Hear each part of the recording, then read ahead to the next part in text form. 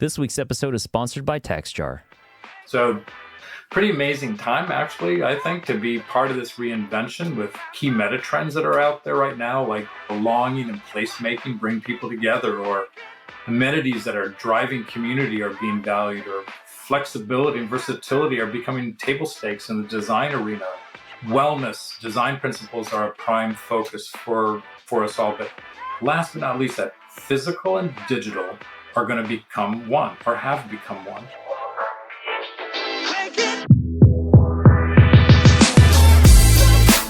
You're listening to Retail Remix, your inside access to candid conversations with the people shaping retail's future.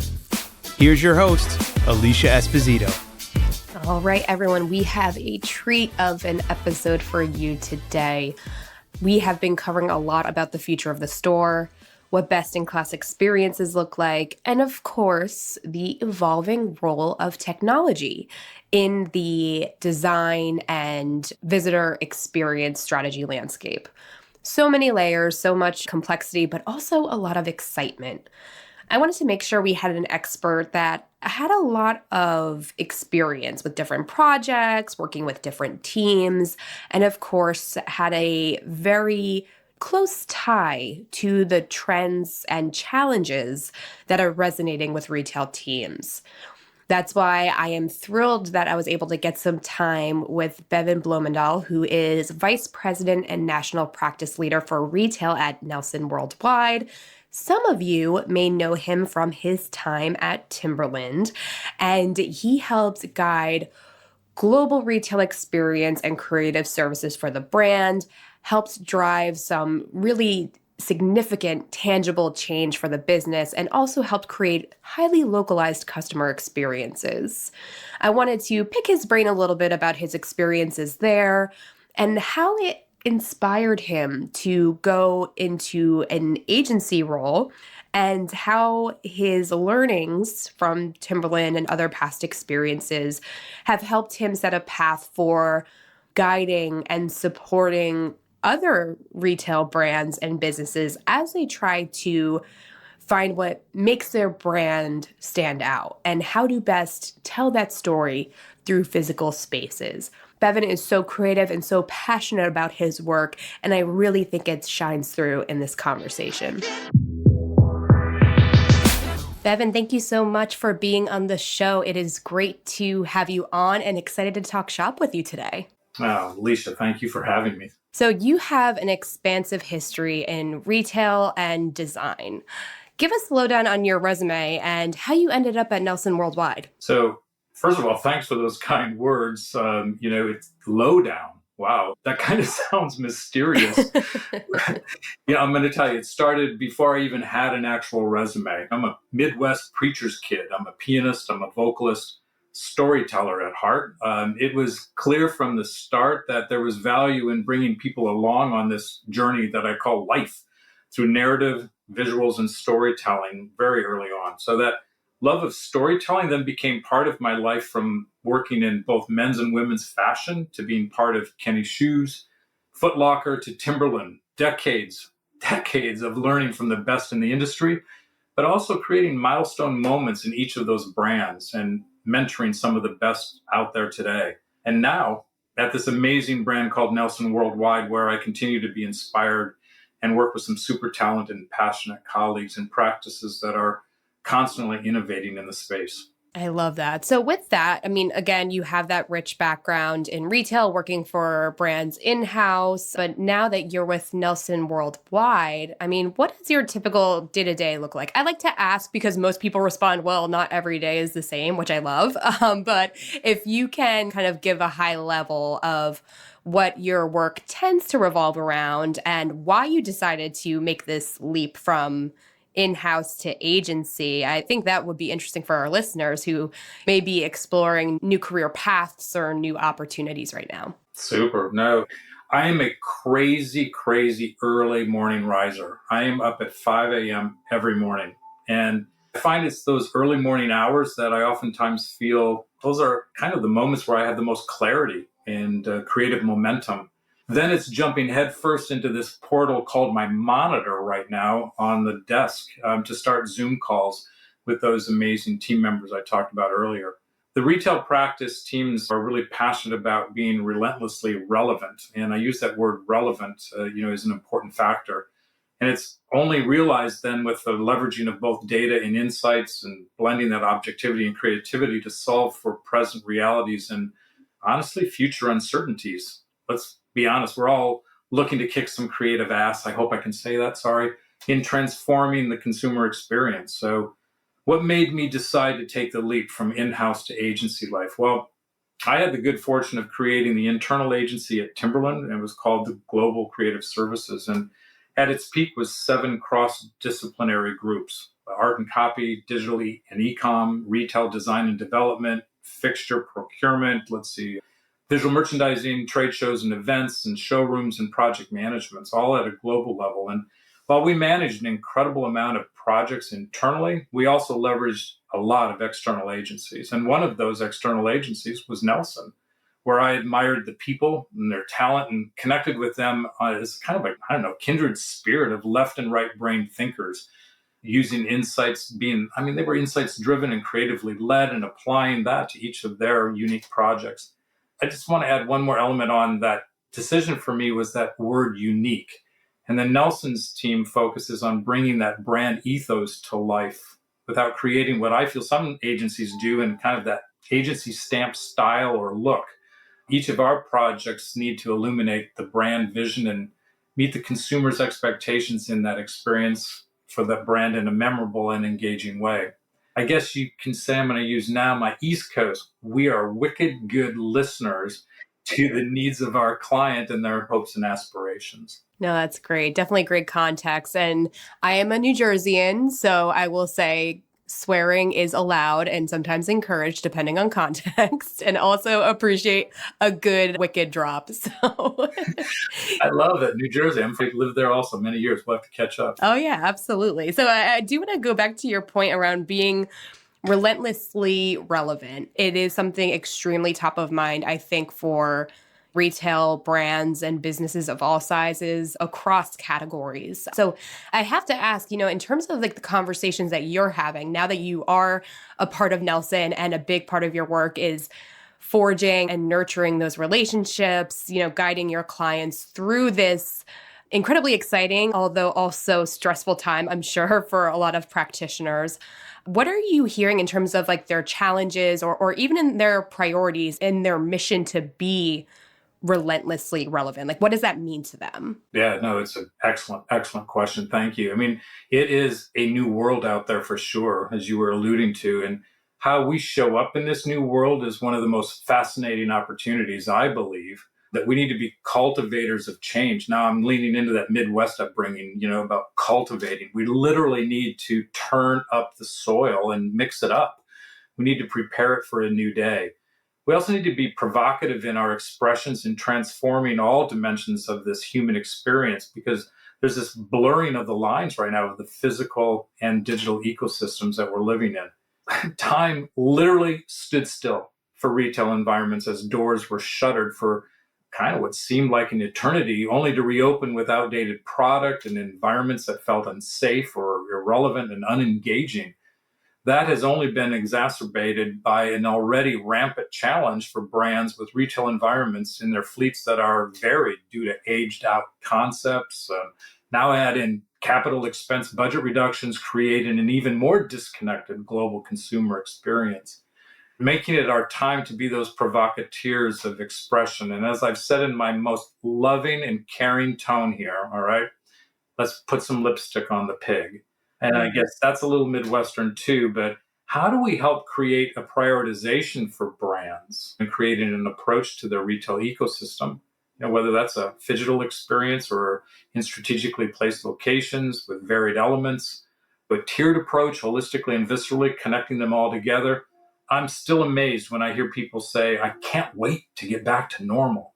That type of thinking overlooks a huge opportunity out there today. And I'm reminded of this anonymous quote I read during the lockdown time. It made a real impression on me. I hope it does for you also, but it goes like this: nothing should go back to normal. Normal wasn't working. And if we go back to the way things were, we will have lost the lesson.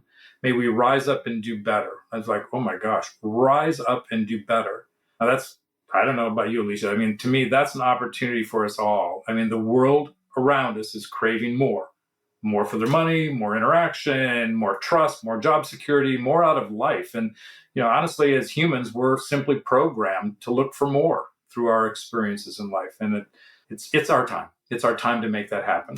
Yeah, I love that. And it definitely resonates, I think, with a lot of the things that we've been hearing from retail executives, from even just the initiatives, the actions that they were able to take. I mean, for years before the lockdown, we were discussing, analyzing why change was so hard in retail. Why was it so difficult for businesses to challenge the status quo, reinvent maybe the brand holistically, or even just implement a new kind of experience that was more relevant and meaningful, right? And when the pandemic hit and we saw these big legacy retail businesses move quickly in order to keep businesses going, it was this big aha moment of oh, this is possible. Is it going to be perfect? No. But I think they were able to see that there was possibility and opportunity for moving faster, for thinking outside of the typical boundaries of their business. And I think for design and experience strategy specifically, we're seeing a very interesting, discussion happening around what does meaning mean within my store experience? What does meaning mean for my brand, like you were saying? And I'm curious, how this kind of ties back to your past experiences, at Timberland especially, because there was this global viewpoint or this global approach that you had to take. You were touching so many facets and different elements within the business. I mean, how do you strike that balance of creating meaningful experiences for consumers at that local or even personal level, but also staying true to the brand's vision and heritage? I feel like that is such a tricky balance. And it's something that a lot of marketing teams, a lot of creative teams even are thinking about right now. No, you're so right. I mean, everything that you've just said is incredibly important. I'm actually glad that you are asking this question because it's a real passion of mine. And this is where my Dutch heritage is going to come out through being really pragmatic and truthful and kind of steeped in building a strong foundation. I love quotes, and I apologize, but I just think that they're so important for us. And Maya Angelou is one that I live not only as a personal, but also a professional one. And it was, people will forget what you said, they'll forget what you did, but they'll never forget how you made them feel. And having a strong brand culture and a North Star is where it begins in ensuring employees and consumers feel something. They need to feel something, whether that's how I sang a song, because I'm a singer. If I don't draw you to tears, I didn't do my job. If we're not making people feel something as we are creating these experiences at an emotional level, we haven't done our job. So each employee or consumer, whether they're walking into a phygital environment, a store, a website, or an office Zoom call, or a podcast like this, through narrative and storytelling, tone of voice and visuals, they're all part of something bigger than ourselves. I don't know, creating that visualization of that purpose and having clarity around the expectations on how it can and will be applied can't be underestimated. Going back at my time at Timberland, I had a wonderful opportunity to be part of creating that purpose and North Star, along with the guiding principles. I mean, those principles we all live by, like treat people with respect, don't let your dog pee on the floor, all of those things. So that made up the approach for decision-making for all the disciplines, like product design or store design, any innovations we were going after or categories, market focus, you name it. But having that clarity around that purpose and cascading it down to all the regions and every discipline was an amazing journey in itself, ensuring that you have a simple, digestible, and localized for all languages and regions across the world. Having that foundation then held everybody accountable too. The actions ensuring that the output was strategically aligned with that purpose and vision. Now, I'm able to take those same processes and apply them to working with this amazing brand called Nelson Worldwide. That's great. And I do want to call out, as I was preparing for this conversation, you have been lauded for your collaborative, cross-disciplinary approach to strategy. And I think this is something that I really wanted to make sure we discuss today because we are seeing the emergence of new teams, the need for greater collaboration across the organization, especially as we think about the convergence of digital and physical experience, right? But it requires IT, it requires possibly marketing or CX teams to come together with design and visual merchandising and just, the creative team more holistically.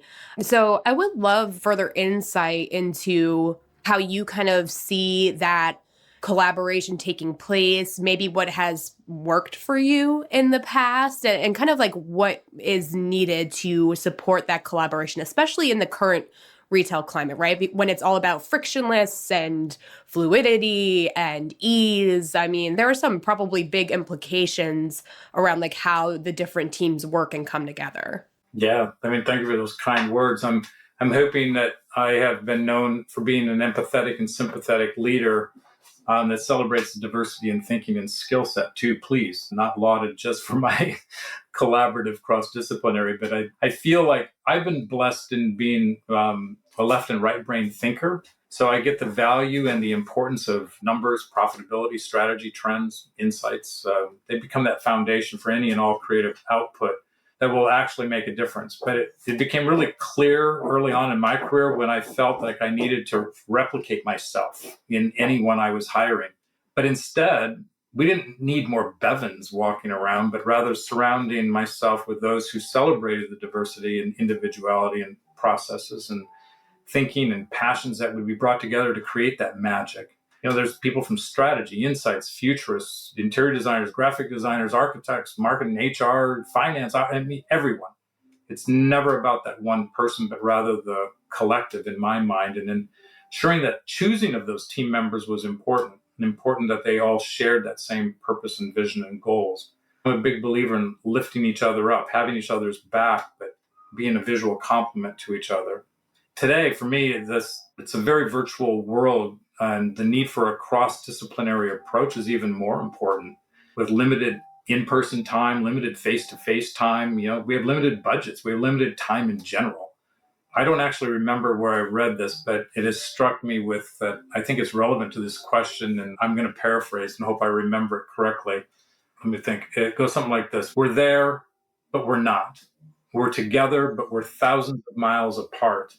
We all come together inside this digital ecosystem of an interactive environment. It's a window on a pixelated world. In the wondering and in the wandering, where were we or where are we? They're never questioned, because knowing where we are going is all that matters. Look behind you as a reminder and look forward for what can be, celebrating those differences and harnessing that power. For me, Alicia, it's critical. It's really important. That's great. I really love that. And I feel like there is a need for pushing creative boundaries now more than ever, especially as we think about the in-store experience. I feel like there's so much kind of up in the air and like still very much evolving. Like you were talking about the pandemic specifically and the lessons for moving forward, like what can we do completely new, completely different, rather than reverting to back to normal, whatever that means, right? And I feel like that especially applies to the more integral role of technology in the store experience. So obviously that collaboration is key, but it's like finding what really matters and what aligns with your North Star as a brand, right? Like what value are you trying to provide to the consumer, right? So I'm curious, because your day-to-day is having these conversations with retailers. You've guided projects, that include technology, I'm sure. So, I mean, how do you think technology specifically is impacting the work of design and creative teams? How do you see that changing? I mean, again, collaboration is crucial in bringing new stories and new concepts to life, especially through physical spaces and experiences. But how do you think technology specifically is changing things? It seems like a never-ending question, doesn't it? I mean, it's Even just providing the context, I was like, wait, but what about this? And what about that? Like, there are so many ways to address it. So many years of, like, how are we going to approach this and how is it impacting us? And while I realize that no one can see that I'm holding up in my hand right now an iPhone, but I am. I'm holding up iPhone, and I can't even get into my car without it. I can't turn my house lights on or off without it. And it's $1 trillion company and has transformed our lives. We have a love-hate relationship with them because, they changed the charger ports or something. We have to buy more accessories. I mean, it's a smart move on their part, but we have this love-hate relationship. But we as consumers today expect value beyond the transaction and experience that are going to transcend that product. And they've done exactly that. I firmly believe that we're living in a me-centric world where the consumers and customers are now fully in charge. And, you could ask, what does that mean for us, Bevan? It's like for all time until now, consumers have had agency, but they lack power. Now, because of that technology, social media, and the blurring of the physical and the digital worlds, consumers have both. The physical space has got to be defined by the kind of relationship that they want to have with the brand, and giving them what they want and delivered in a way that they feel is an authentic relationship and personalized experience. And you said it earlier, just a minute ago, that's frictionless, but yet it has to be sticky. So pretty amazing time, actually, I think, to be part of this reinvention with key meta trends that are out there right now, like belonging and placemaking bring people together, or amenities that are driving community are being valued, or flexibility and versatility are becoming table stakes in the design arena. Wellness, design principles are a prime focus for us all. But last but not least, that physical and digital are going to become one, or have become one. So all of these trends for me have some element of tech impact in the way that teams are approaching it. However, it's going to be completely dependent on the brand and its value proposition and promise to the consumer. So we've seen it over and over before, that the desire to be more tech savvy meant just throwing screens, big and small, in places where they were actually never meant to be. I think that there needs to be a considered balance of tech and tact. And I say tact for that tactile reason. I said there are some incredible moments of smell and touch that can't be replicated. They can't be recreated in the tech and digital world right now, that creates a lovely differentiator for some brands. And even though we're living in that technological enhanced world, let's not forget that humans need humans to feel human. And I believe that a brand that wants to remain relevant, they've got to deep dive into what that means for the customer experience, where they want transformation versus transactional places to go. So back to your question. So how is technology impacting the work of design and creative teams? Well, I can speak for Nelson worldwide. It's an incredible time of reimagining and reinventing, but renewing our own approaches in this digital ecosystem. And we're doing it one experience at a time, making sure that, we become more and more tech savvy with our relationship with the tech, but the tech is one that is accommodating to the connection needs of the consumer. I definitely think that balance of tech and tactile is so important, because there are certain things that physical spaces and physical experiences provide that digital can't, right? And vice versa too. I'm sure there are some unique differentiators of digital platforms and experiences, especially that it's so measurable, but we're seeing that slowly get into the store, right? We're seeing analytics tools really helping provide insight to the creative and the tech teams around what's resonating, what's working well. But I could imagine it requires that careful balance of left brain and right brain, right? Being creative, embracing storytelling, staying true to that North Star, but also knowing, okay, is this working? Are our investments making sense? And if not, how do we assess that and improve over time? And I'm sure technology, those implementations probably make it a bit more complex and adds another layer to that analytical process. So I guess the question is, how do you kind of strike that balance? Say you're part of that creative and design team, right? Should you try and bring the technical folks in earlier, or the IT team in earlier, to ensure that both sides are kind of met at once? Or I guess my question is, do you have any recommendations around ensuring that all of the boxes are checked, that you're hitting those creative marks, but also ensuring that those tech implementations go seamlessly? Because I could imagine that if you do things too late, it could throw things off course. Yeah, I mean, to be honest, I think it's a fair question. And it's also fair to ask that same question for any aspect of the design process. It's not just even the technical part. I think we can reflect back to your earlier question about being cross-disciplinary as a holistic approach. I'm one of those believers that there's an incredible value in assembling a powerful but varied group of critical thinkers and doers to collaborate and engage on the human values and needs of the brand, that while we're designing those moments and places and possibly tools that will elevate that human experience. So it's only going to happen when you have a collective of individuals that are really insatiably curious. They're fanatically dedicated to their passion and craft. I mean, it's like a party. I mean, it's a celebration of diversity and inclusion in thinking and capabilities, which includes those that are reserved or the crazies or the practical ones or the esoteric ones. And it's amazing to be part of that and surrounding yourself with such genius, but gaining their perspectives and thoughts. But as you said, it has to come earlier on in the process. It's got to be a constant approach to inclusion early on. It's like planting those seeds in people's heads and watching it come to life. It might not, people don't know this, but I'm incredibly reserved. I'm not one to speak out first. I'm very thoughtful about it, but I think it's that level of inclusion and understanding and celebrating that diversity in thinking is really critical throughout each of the process points. That's great. I also, in prepping for this conversation, I heard that you were a Virgo as well. I am also a Virgo. So I understand how we analyze everything and rethink everything. We have to remind ourselves, when is good enough sometimes? Oh, gosh. Don't even get me started. That's a whole other episode of the podcast, Bevan. Love it. From marketplaces to social selling, the opportunities for e-commerce retailers to grow their business has never been better. But selling on more platforms and in more regions means increasingly complex sales tax requirements.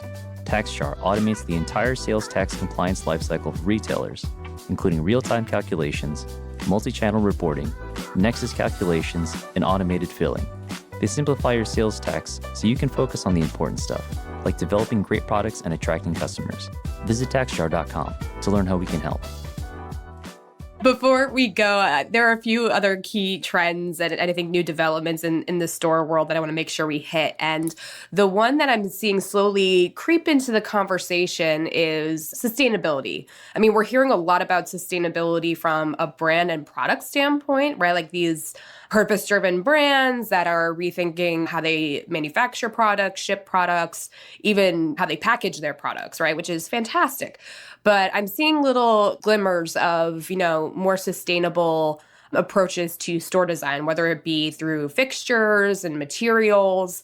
So I'm curious, I mean, how are you and the Nelson Worldwide team thinking about sustainability in store design? Are you hearing any conversations from your retail and brand partners regarding this? Is it a priority right now, or is it something that you're trying to bring more into conversations moving forward? It's another question that's been, being asked for years, hasn't it? I mean, you can probably guess from my past life at Timberland, we took sustainability really serious and was built into every decision that we made. And honestly, I mean, being a Virgo, and also you're probably doing the same thing, it's a real passion, personal passion of mine. So sustainability should be a constant hum for any human being in this day and age, right? I mean, I think so. I mean, we should all want to feel like we're making a difference and leaving not only the consumer, but the world in a better place because we help make it happen. So we all need to be part of the crusade. I mean, there's some staggering numbers. I mean, a full 50% of consumers say that the pandemic has caused them to rethink their personal purpose and reevaluate what's important to them in life, along with 71% of consumers prefer buying from companies aligned with their own personal values. And those are staggering statistics. So Nelson, it is something we are consistently cognizant of and put into practice through purposeful choices, but now have additional layers to amplify. Think about it. I mean, there's wellness design, there's regenerative design, the impacts of biophilic and salutogenic design, and the principles that will create transformational change for the earth. And at the end of the day, for us as humans. So let's be honest. I mean, are any of us consistent at 100%? That would be a for sure no. But we're making steps and doing the right thing and going in the right direction. I think about, given the unfortunate circumstances of the supply chain and the availability of resources, we need to be making concerted efforts and minimizing poor choices right now at this point in time. So With regards to your second part of your question, are we hearing anything from retail organizations regarding this as a priority? Honestly, I think it's really more understood in some of our other practices like mixed use or workplace and healthcare, where there is an increased understanding of the benefits of healthier and happier places. I think it's incumbent on us within the retail practice to educate brands on the same value proposition for the retail environment and the positive impact that it could have for them also at the customer level and employees, creating a much stronger emotional bond. Going back to those staggering numbers, there's going to be some better brand affinity for them at the end. And it's a process. It's a process in creating clarity around those possibilities and potential of added value to the experience. I mean, you think about when LEED certification first came out, it was quiet. I mean, people were like then jumping on it and jumping off of it. I think we're in that same place right now that we have to be constantly thinking about it. Yeah. So it should be more of a ongoing conversation point or part of the strategic approach versus like at the end of the process, oh, and what are we going to do about sustainability? And I think that's something that people kind of lose track of. Like if it's not built into your, going back to your point around like your North Star as a brand and as a business, it's difficult to kind of like rethink or reframe how you go into those conversations with sustainability as part of the process. So yeah, and those are interesting conversations with brands when you think about it. And it has to be done in the very beginning because, like I said, it's an education. They're not aware of it or it's not a priority for them as far as some of those elements. And we all know it. I mean, our wellness factor meter is at an all-time high right now. I mean, mental health statistics and what have you. I mean, we do need to take some of those things into consideration. It's not just for hospitals. It's not just for healthcare. It's not just for the workplaces where they've got great places where they can have outdoor spaces and giant windows and or, great fresh air being blown in. We need to think about it also at a retail level and how the impact can be made strategically. But let's start that conversation early on. Agree 100%. So before we close things up, Bevan, with predictions, I want to ask you about new store concepts and formats. Again, going back to your work and your history in-house, I'm sure this was a big part of your work, thinking through, okay, what new formats do we embrace? How do we mix flagships and traditional retail formats and pop-ups and experiential activations? I mean, there are so many exciting ways to bring the brand story to life, but I could imagine for some it's difficult to figure out where to prioritize, how to focus their strategy. So how are you and the rest of the Nelson team advising clients on perfecting this mix? Are you seeing retailers and brands kind of lean a certain way? Like I've seen some data around like the resurgence of like flagship concepts and how that kind of allows brands to really lean into their creative storytelling. But I'm curious, like, what are you hearing in this area? Well, I'm going to probably be a bit controversial because I'm saying that we need to strike the F word out of our lexicon. Ooh, tell me more. You know that I meant the word flagship, right? Not the actual F word. So flagship equals to me, and to some folks, a lot of retailers that we've been talking to is big dollars or they're one-offs. There's something that they may learn from, but they're never able to really replicate it unless you have the budgets like, sorry to say, but Nike or Apple or Coach, so it's time consuming. There's short-term buzz on these things when they open up. I mean, the list could go on. The Nelson team, we're working in a retail ecosystem of micro to macro moments. And those experience or environments that work separately, or they can work together, ensuring that holistic, relevant experience at the right moment. There is an incredible value of pop-ups. And do you mind if I share some examples? I would love some examples. Okay, cool. My past life, we used the concept called flex retail environments where there are opportunities that created PR buzz, they had brand relevancy, and we made it a real estate strategy, actually. And you think about some examples like creating real positive impact on future decisions and brand positioning. So back, I've got to say, 2016, and we're going back a ways, but we start thinking about, you see the downward trend of shift of retail. It was coined the great retail apocalypse, which is like retail's dead, dying, whatever. Dude, there's a slew of reasons. E-commerce is becoming really strong. We were over-malled. Experience economy was coming out. There was poor management, whatever.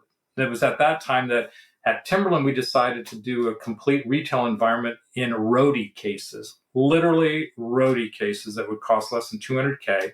They'd be assembled and disassembled in 2 days or less, and we called it flex retail. It was a fully operational structure, lighting, wall systems, floor fixtures that would take over empty locations in malls or street locations where we wanted to test whether the value of having a store within that particular market without making the real estate investment of a build-out environment or a lease. So these locations would pop up for 2 to 4 months, and with those results in hand, would create a solid framework on any decisions that would be made on taking up leases. So that was an important opportunity, and it taught us invaluable lessons there.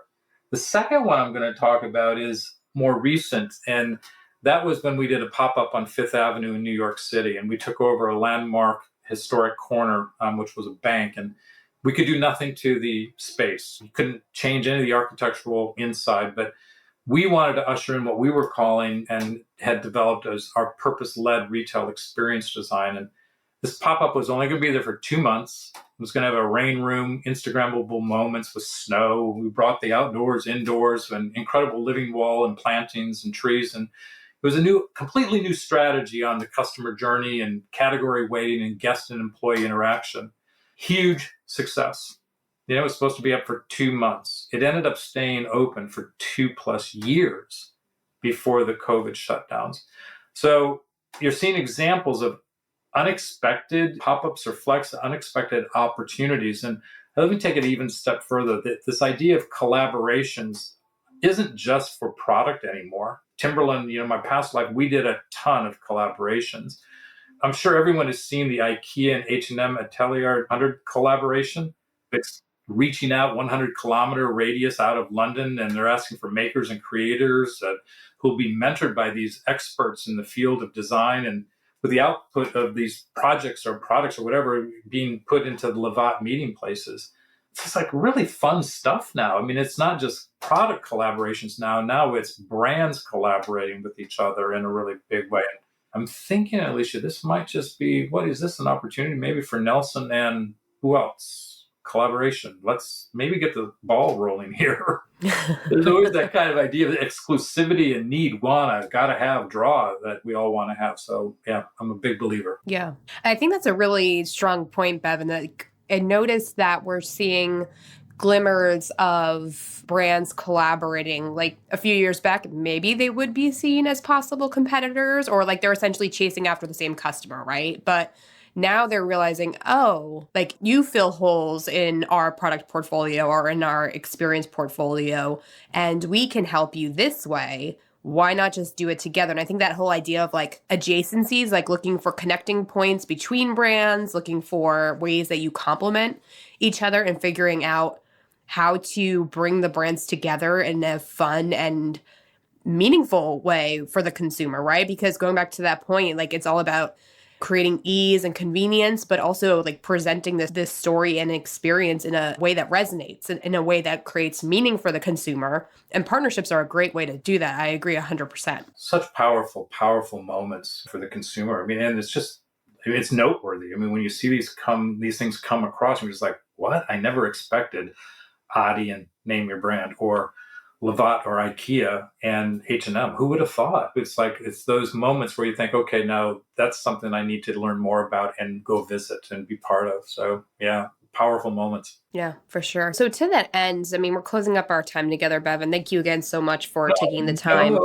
I know we could go on and on. I feel like there's always so much to talk about in this space, but I would love to close up with any predictions you may have. I mean, you've done this work in-house for Timberland and in the brand world, but now you're helping so many other brands and retailers bring their strategy to the next level. What trends do you think will really rise to the top over the next year? Or what trends do you hope will rise to the top? Well, I'm going to tell you that one of the biggest trends is going to be big white beards. And anyone that will see his headshot in the show notes will understand. Yeah, I realize that no one can see me right now, but I'm still wearing it proudly, people. I'm still wearing it proudly. Okay, seriously. I may look like Moses, but I'm not a futurist, nor do I have a crystal ball. But I will tell you something that I believe in, and I know so many others listening to this fantastic podcast that you have to do, is that we all believe in the power of retail. whether that's through standalone stores or it's part of a mixed use environment or unexpected collaborations and pop-ups like we were just talking about. This whole retailtainment opportunity that we have out there in events and experience, and retail's just never going to go away. However, a big however, how we approach retail is absolutely going to change and is changing. And I think that, Alicia, you and I have covered most of that already on our time together today, but I'd like to leave you with another quote, and it's from John F. Kennedy that I've grown to love, and it goes like this: "Conformity is the jailer of freedom and the enemy of growth." Conformity is the jailer of freedom and the enemy of growth. It's like crazy. And I'm going to add my 2 cents worth to that quote now by saying, today's the day to break from normative influences and challenge sedentary approaches. If not today, when? If not us, who? Alicia, thanks so much for the opportunity to have this conversation with you and these, wonderful folks out in this digital ecosystem. So thank you.